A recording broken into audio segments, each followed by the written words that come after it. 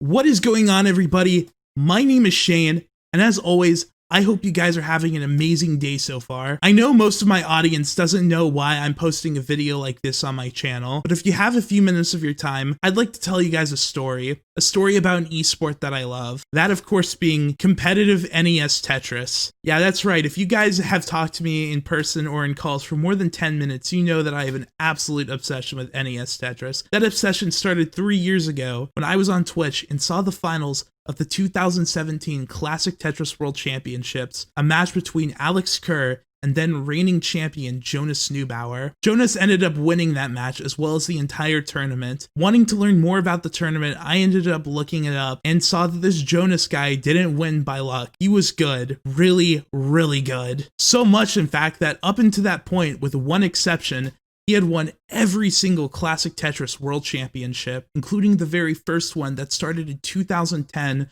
alongside the documentary Ecstasy of Order, which he was a big part in. His rivalry with Harry Hong became the stuff of legend and would lay the groundwork for Tetris lore for years to come. Because of all of his accolades in the various Classic Tetris World Championships, he quickly became one of the scene's biggest and most prolific figures. In addition to competing in the annual Classic Tetris World Championships, he was also traveling around the US and the world, commentating many national and international Tetris events, going to the Gamers' Choice Awards, and even being featured on ESPN when they aired a half-hour special about the Classic Tetris World Championships. He even, and I kid you not, was discovered by a famous Spanish commentator and had a video of his blow up where he mistook Jonas for being a 60-year-old man from Albacete, and that blew up so much in the Spanish media that he was invited to Spain by the mayor of Albacete. I'm not making this up. However, I think most people will know Jonas from his various CTWC videos, which have all gotten tens of millions of views and have quite literally introduced Tetris to tens of millions of people. However, the best thing about Jonas wasn't his play,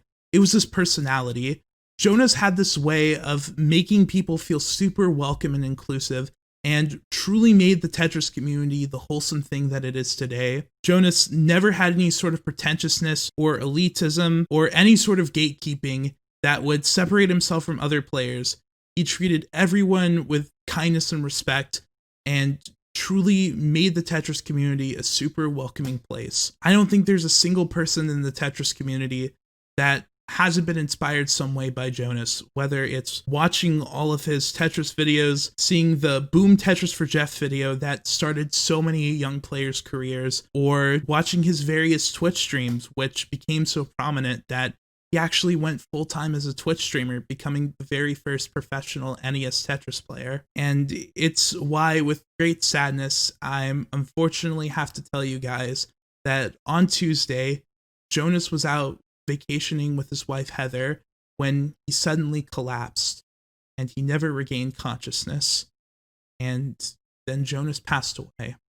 I can't even describe how I feel right now. This is all super new information, but it was something that I feel like you guys should know about. I've tried so damn hard to convince so many of you nerds to get into NES Tetris, but I feel like at the very least, you guys should get to know about Jonas and his story. He truly was, first and foremost, one of the greatest ambassadors to the Tetris community, and one of its most wholesome, and truly was, first and foremost, one of its most wholesome members. And more than anything else, he had this way of just making people feel so welcome and feel good about playing Tetris. And whether it was just sitting there and watching his streams that he would do with his wife, where they would play the game and talk to chat, or do some of the various wacky things that they would do on stream, it's just, he had this way of just like, you could tell that he cared about everyone in his audience. At this moment, there isn't any sort of legacy or GoFundMe page, but I'll make sure that when one comes out, I'll link it in the description. If you guys want to know more about Tetris, if this is your first time hearing about competitive classic Tetris, I highly encourage you guys to check out the various videos from CTWC and the various videos from Jonas too. He has guides on how to play Tetris and just overall entertaining content as a whole. So that's about it. Jonas, if you're somehow looking down on us, I just want to let you know that you have done so much for this community and so much to help grow Tetris into a truly international esport. Thank you so much for everything you've done, and rest in peace.